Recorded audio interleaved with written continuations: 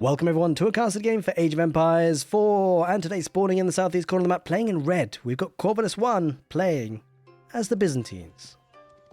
And his opponent in the northwest, playing in blue, we've got crackedyhere playing as the Jushi Legacy. Welcome everyone to Cliffside. Hope you guys are having a great morning, good afternoon, good evening, wherever you are in the world. We're in for a cracker. The Jushi Legacy versus the Byzantines. Corvinus versus crackedyhere. I'm kind of excited about this one. We've got two civilizations that can get to the cast stage pretty quickly. The Byzantines, they're a civilization, let's just say, they're incredibly powerful at the moment. The additional 10% gather rate on these villagers from the cistern, it's pretty impressive as the game starts off right off the bat with it. The economy is rocking and rolling already. The Jushi Legacy, though, they do have a decent cast stage timing. Considering they got the Tang Dynasty, the tech up for them is significantly cheaper. Not only for the feudal age, but also the castle age if they stay in the Tang Dynasty. And I think I was a big believer of this strategy for the Jushi Legacy right at the beginning of when it was released. The Sultan's Ascent DLC, I gotta say, it wasn't actually used that often.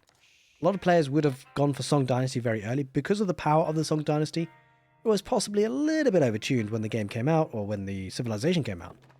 But the recent nerf to it makes the Tang Dynasty a little bit more favourable, you should say. Especially considering now a lot of civilization matchups do tend towards this kind of pressure towards the castle age, pick up the relics and then possibly scale the economy.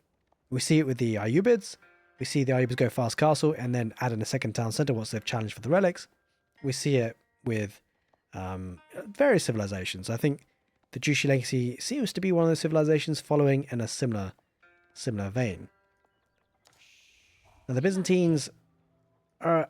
they've gone through changes as well. Like, they had this kind of time with the Imperial Hippodrome, where they did try and put some pressure on nice and early. Feels like that's kind of gone out of fashion. It's not as favourable as it once was. The Grand Winery really is the landmark that they go for in the feudal age often, because of the value that it gets with the olive oil. 60% buffering on the olive oil gathered on the berries, and also the olive groves, gives them a really nice, ability to pump out lots of mercenaries. Speaking of which, I'm kind of curious to see which mercenaries that the Byzantines go for today. Could opt for Keshiks, could opt for longbows. I think you could make an argument for both of them. Keshiks with good mobility, pretty decent against the Jushi Legacy if they opt for Chukanu. But the longbow could be pretty helpful in, most situations, to be fair. Considering as well the cliffside map, there's not much of a distance between the two players. As the crow flies, it's not all that big a distance, so mobility is a little bit less of an issue at times. Either way, it's going to be the meditation gardens for the Jushi Legacy, expected. Like, you're not really going to see the opening of the Jiangnan Tower, really. Because that's going to be giving some passive resources for sure. Now, I'd like to say a very big thank you for everyone supporting the channel, whether it be on Twitch or on YouTube. You guys are absolute legends. Thank you, thank you, thank you. And the growth has been great on YouTube. So I would say, by the way, if you have been enjoying the cast on YouTube, make sure you do subscribe to the channel. Hopefully, trying to hit that 12,000 subscriber mark before the end of the year. We'll see, we'll see. Either way, I've been enjoying pumping out the content. Some great games recently as well. Hopefully that will continue.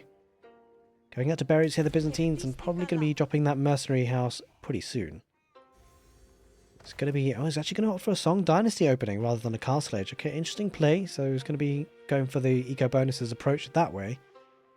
Maybe adding in a second town centre soon. We'll have to see how quickly he ventures out to stone. And now he can probably get away with that, by the way, because of course it's not the Imperial Hippodrome landmark opening, so the initial army composition or initial army coming out for the Byzantines won't be too oppressive. It gives the Jushi Legacy a bit of time to prepare and bolster the economy before being faced up with any sort of aggression.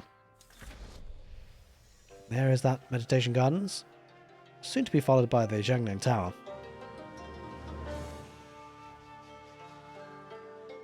Going to be getting that second cistern, going to be increasing the gather rate by an additional +4 to make 14 in total.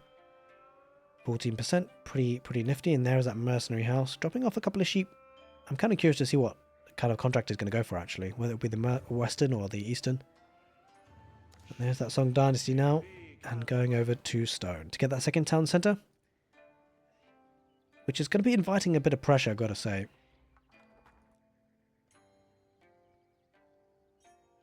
Now, what's kind of interesting for the Byzantines is that they can pump out mercenaries nice and early, and once they do, that can allow them some breathing space to do whatever shenanigans they want to do.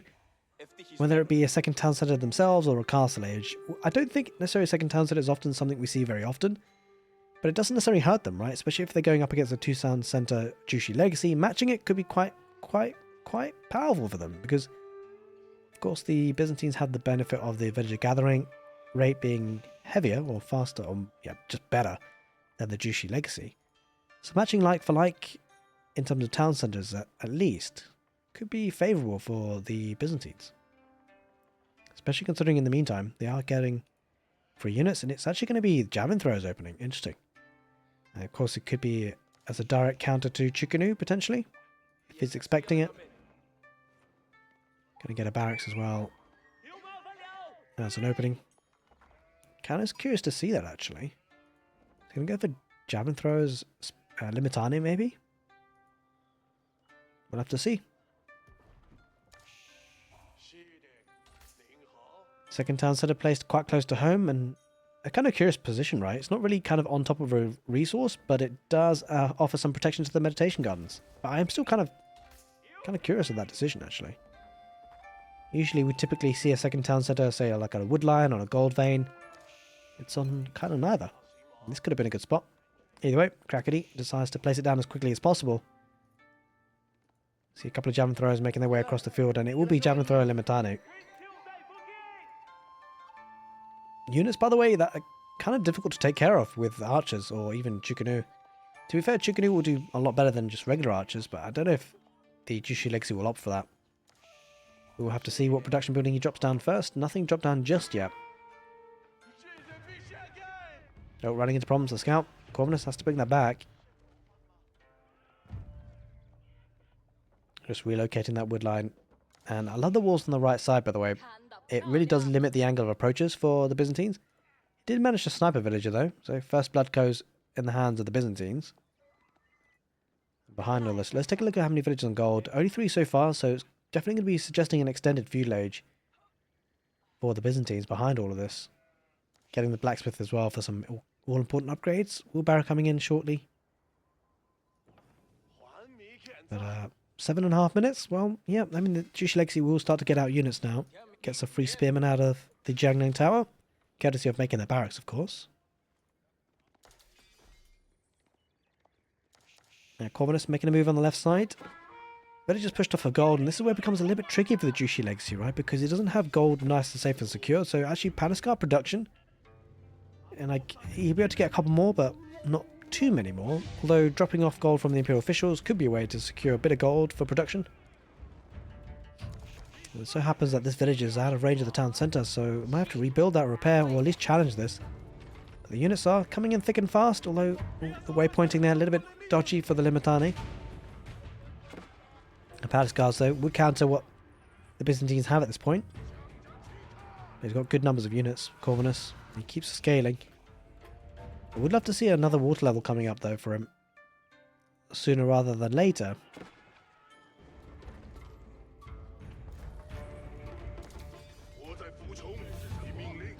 But of course, that second town setup starting to escalate the villager count. He's going to engage this. I don't think he has enough Palaskars, actually, at this stage. He kind of clicked move there, didn't A move, and so Limitano got some damage. He's trying to focus on the jam throws as much as possible.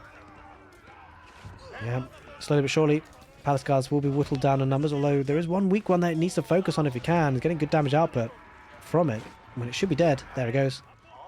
Down he goes. Javelin throwers do surprisingly decent amount of damage, especially with the Donso being able to actually throw the spear. Gonna brace against that Palaskard. Getting a couple of free hits. Palaskars will clean that up. Although maybe not actually, they're pretty low on health. I think Limitano might win that. He will win that. Especially with the reinforcements added into the mix. They did actually repair the village, but it's under siege once again. Now, off of gold, it does force the Jushi legacy into a full feudal age aggression, but I gotta say I favour the Byzantines, because they got the better gather rate, and he's got units pumping. And so tech ups here is going to be almost impossible for the Jushi legacy, unless he sneakily ventures out onto gold on the back.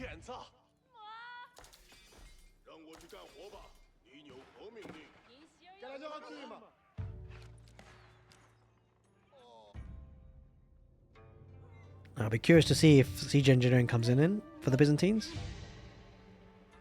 Get a couple of Chirosyphon, that would be hard to deal with for sure. But he's certainly massing up these units, Corvinus.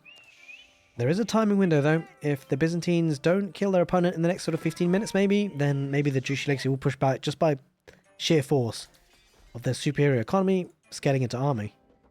Going on the back deer camp now. That's going to be a great source of food for the Juicy Legacy. Should be able to pump out some good number of units because of it. But I think the Byzantines have to make a choice. They either have to go to the Castle Age or go for a second town center themselves. I think the second town center now will be too late. So Castle Age or full feudal age aggression would be the two choices. It looks like, in fact, it's going to be the Castle Age coming on in. Come at a really good time. Now, considering the Palace Guards are being made, it makes it a bit tricky for the Juicy Legacy because he needs a gold for the tech up, and he's pumping though. He's pumping. Bear in mind, his units don't come free. Well, they don't come free for the Byzantines either, to be fair. The olive oil, of course, a resource that comes in passively from gathering food from other sources. And it will be the Golden Horn Tower, 15 villagers building that up, and that's going to come in quick time, and gold needs to be making sure he's got that secured. Not necessarily secured, but not under any pressure anyway, at least. So should be able to afford those upgrades as soon as he gets that.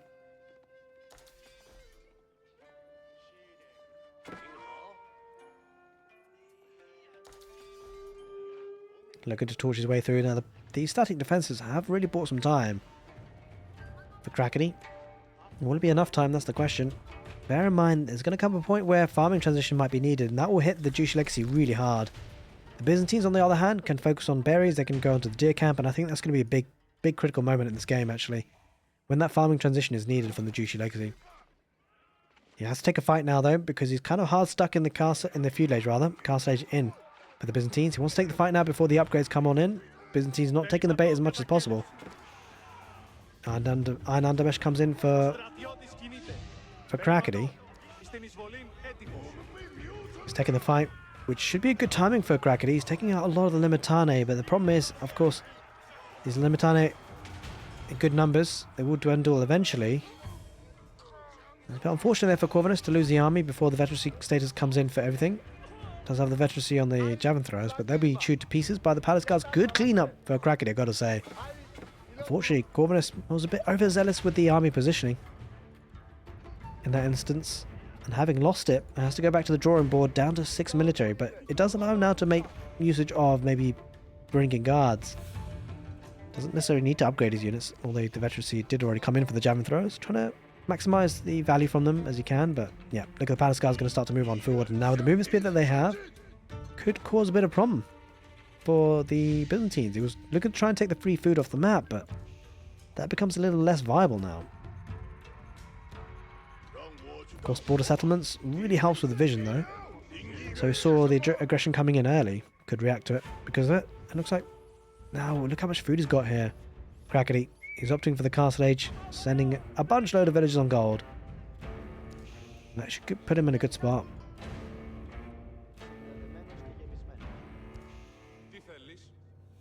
Water level still at water level 2 though for the Byzantines. Not making the full use of the stone that he has.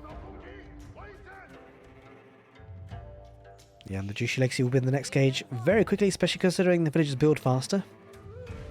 It's going to go with the Mount New Academy and look to try and challenge the relics. Bear in mind the Byzantines have been in the castle for quite some time, but they've not been prioritising the relics, and that's going to hurt him a little bit. Because the Mount New Academy will help him get to that castle age, of course, and then work from there to pick up those relics. Contains the unique upgrades. Kind of curious to see which ones he goes for.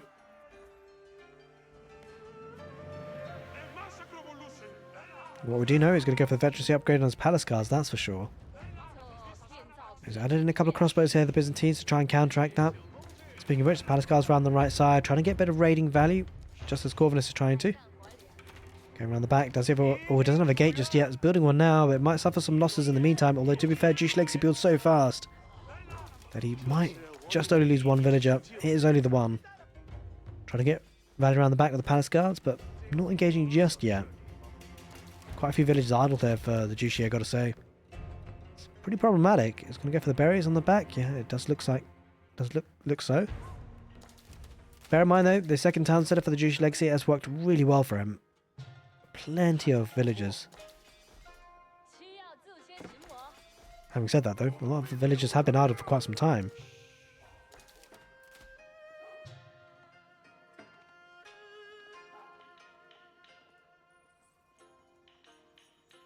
The Byzantines though making a move around the back. Looking to now get a Kairos around the back. And this is a problem actually, the palace guards are all forward. It means they can't really challenge this. So he actually can do some infrastructural damage and he might take out a village or two, which is significant. Takes a lot of population space out of that. Oh, trying to snag a relic here, the Byzantines, but I don't think... Well, he might make it actually. He might just about squeezes them out. So he's been able to pick up 2 relics so far. Overall, great start to the castle age for the Byzantines, considering he was there first, didn't pick up any relics, but now that he has, that's going to be weight off his shoulders. I'll tell you what is a weight on the shoulders of Crackedy though, this Kairos Siphon. He needs to find a way to deal with it. Being attacked from 2 angles, around the back and the front. Potentially diving on that wood line, but a decent number of forces though for Crackedy should be able to hold this off, I think. It might come down to the micro. Oh, what's really a problematic situation though is Crackedy, these villagers, has to keep an eye on them.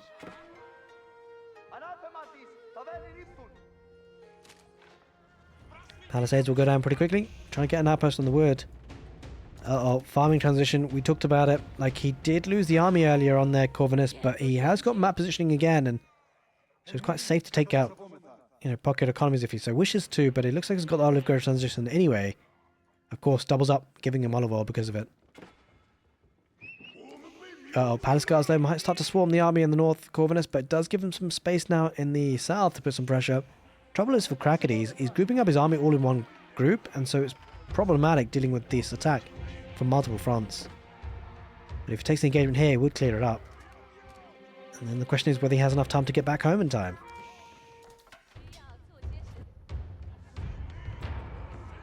He's dragging the army away though, Corvinus. In the end, this is a bit of a bait. Like, he might lose the army, but look what's happening down in the middle. And whilst he doesn't have the number of villagers, he's pumping out units because of the water level. Water level now 3. 18%, but also more importantly, 60% production speed of his buildings. But there is a timing window to this. If the Juicy Legacy can survive just another 10-15 minutes, maybe there's a way back, but he's got to find a way to deal with the Kairos Siphon. There's 3 of them now, and it's not just a case of torching them down. If they do, the village get burnt alive. He will clear the sun up, but a lot of units here need to get back home to the fight. The Juicy Legacy economy under all sorts of pressure, a lot of idled economy. And he's running on through with camel riders, lots of crossbowmen. He's grouping up around the back. He wants one final stand, understandably so. I mean, as long as Crackedy doesn't lose too many villagers, maybe there's a way back into the game. He's losing a bit of his farming transition around on the left side. As his army groups up together. Yeah, he's grouping up. He wants to take one big fight together.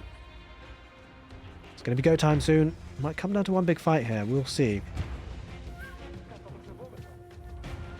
But good infrastructural damage coming out. No doubt about it from this Kairos Siphons. Kind of randomly going away though. Doesn't feel confident in the fight, I guess. Picked up 3 relics. 1 more coming in now for the Byzantines. Which, by the way, these 3 relics will be getting him extra olive oil as well. You can see 239 olive oil per minute. So he should be able to start massing up those javelin throws, or potentially... Yeah, it's going to be javelin throws for now.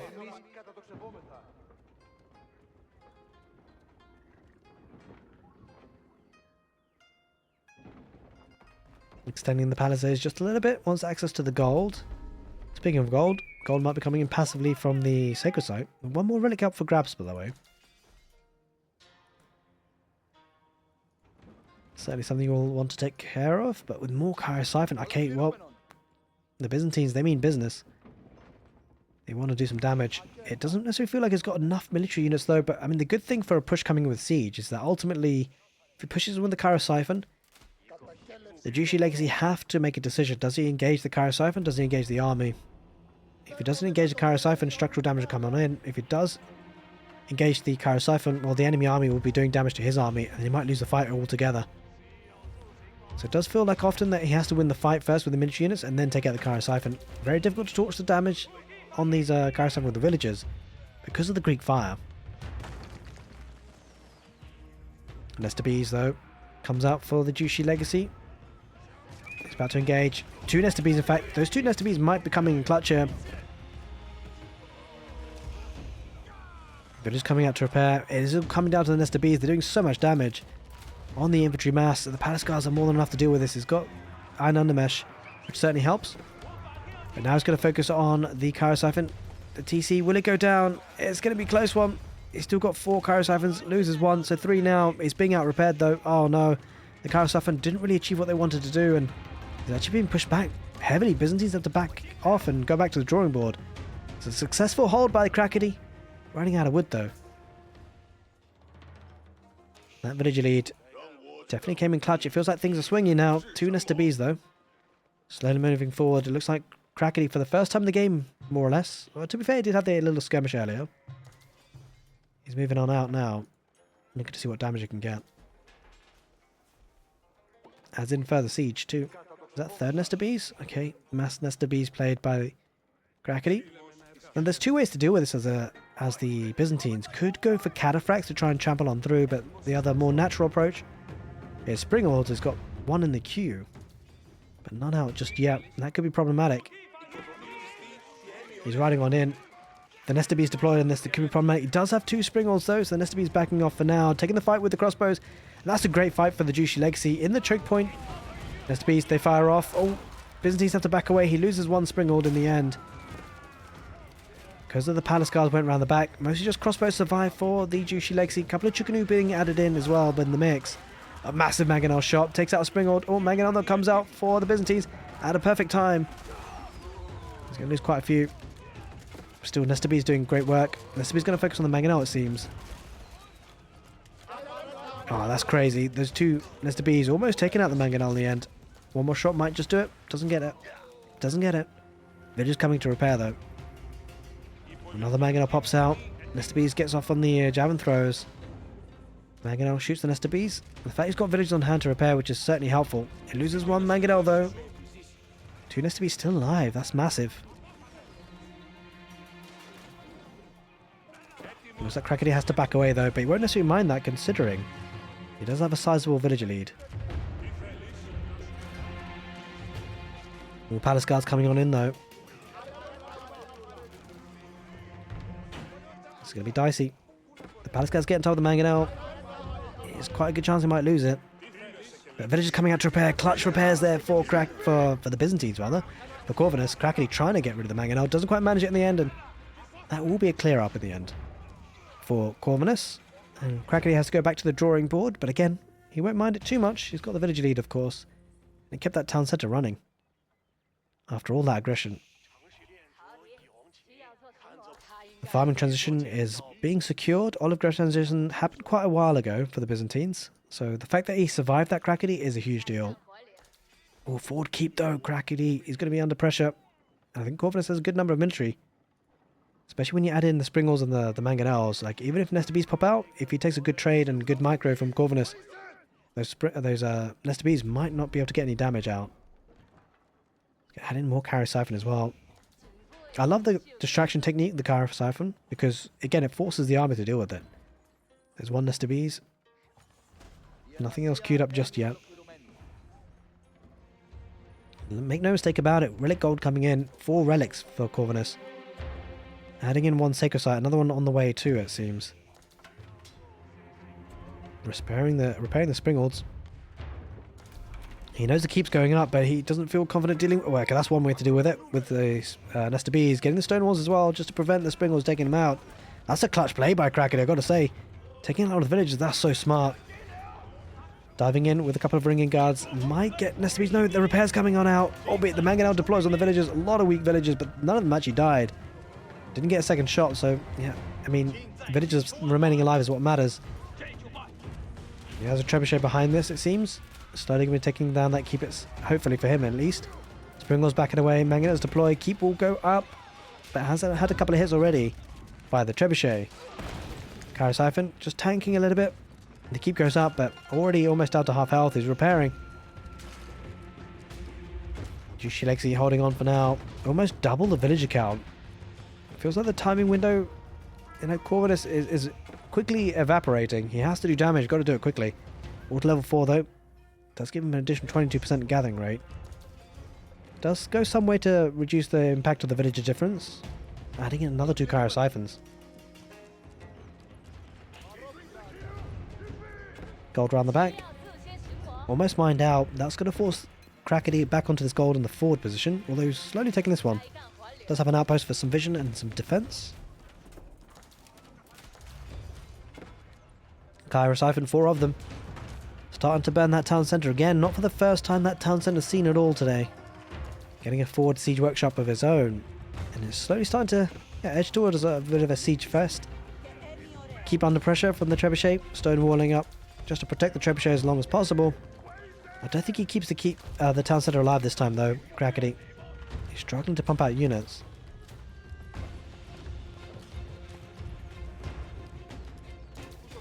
Got plenty of food coming on in.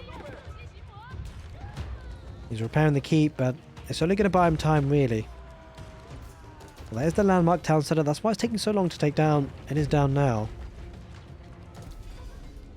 Getting border settlements for the extra vision. And there goes the keep. Down she goes. Patakar's round the back on the gold. It's looking a bit dicey. No, he can't fight this. Oh, he's got Akratoid to be fair. But I don't think it's... I mean, is that enough? Okay, he's got a couple of crossbows. This crossbow is going to help out for sure. Akratoid will help some of the villagers survive, but there have been casualties. On the Cryo-Siphon now moving over to the Zhangnang Tower. Double Mangonel, double Springald. It loses 1 Cryo-Siphon. 3 Springalds for the Jushi Legacies grouping up together, looking to take one big fight. Nesta B is added as well.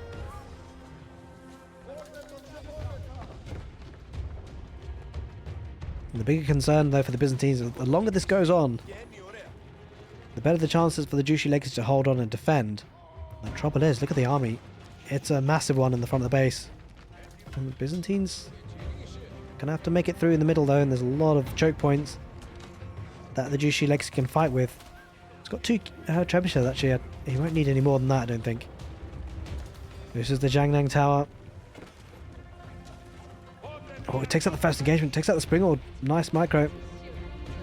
Well, village coming out to repair. That is clutch. There's no repairs coming out for the Jushi Legacy Springald. That's the difference, big maker for Corvinus. The fact that he repaired the Springald, kept it alive, and ekes out that advantage, that is huge. That could be the game-changing win movement there. That action kept the Springald alive and is maximizing everything here. 3 Mangonels about to deploy. Oh, Jushi Legacy have to back away. Doesn't have much anti-siege. Takes a massive hit. The Cryo-Siphon burning everything in their wake. The Trebuchet is actually firing off of the army. The biggest problem is the siege fest coming out for Corvinus. Is finding it very difficult to deal with here. The Jushi Legacy. Mangonels, 3 of them, about to deploy. Coming in from the south though, the Palace Guards with the wraparound. Mangonels still get some good hits. The Palace Guards doing great work, but the crossbows doing enough. Javelin throwers doing enough, although I'm not so sure. He loses 3 Mangonels still alive. They're packed up. Javelin thrower is doing a surprising amount of damage to the Palace Guards, I've got to say. It doesn't have the second ranged armor actually. But surprisingly enough, it's the Javelin throwers coming up on top. He loses the Springald on the right side though, so he's getting some value out of those Springalds for sure. Gotta be careful now with those 3 Mangonels. Oh, the Javelin throwers might snipe a Springald, that's huge. Will he be able to snipe another? I don't think he quite manages it. Mangonel deploys on the Palace Guards. That was a massive shot on them. He lost so much HP on those. And he's going to continue to do so. Doesn't have enough Springalds. This is not looking good for Crackedy. He's losing protection building. So many dead Palace Guard bodies. Yeah, this is not looking great. The Mangonels, a big difference maker. Down to 13 military. Bear in mind the production on the front lines as well. If they get taken down, it's one thing having resources, there's another thing being able to actually use them. Taking out farms as well, and I think he might be losing grip on this game, Crackedy. He had a good defense, but some big Mangonel shots really turned it. 2 more Springalds added into the mix, but with 3 Mangonels, it's going to be tricky. Bound to lose the Meditation Gardens if he doesn't deal with this. A couple more Cryo-Siphons being made, but actually gets sniped by the 2 Springalds. Good work there by Crackedy. Nesta Bees, Nesta Bees, Nesta Bees. Spread formation that comes up for Crackedy. So he will be fine. He's going to go into the minimum range of attack. He wants to snipe out the Springald. Takes out the Nesta Bees instead anyway. Mangonel deploys once again on the Palace Guards. Suffer some big casualties. It's surprising the damage output coming in from the javelin throws. Wait, what? Wait, what? Villager's coming out. Oh my god, he's sending everything here. Is he going? Where? Is he going for the landmarks? This is bonkers. I think he is. He's going for the landmarks. He's got one more landmark to go for. It's going to burn it with villagers. Corvinus going with the villager pool and the Cairo siphons. The Mangonel's going to deal with the rest of it. It's just got too much, actually. I don't think Cracky can hold this. I mean, he can't take out the army, let alone stop the burning down of the Mount New Academy. That's what they're going to do. Byzantine's going to take out the education facilities out of the Jushi legacy. And there it is, ladies and gentlemen. He loses the landmarks. The villager pool comes in clutch here for Corvinus. And the GG gets called. Crackedy has to tap out. I hope you guys enjoyed this castle game on YouTube. And if you did, make sure you give the video a thumbs up. It was a cracking one. Take care and see you next time.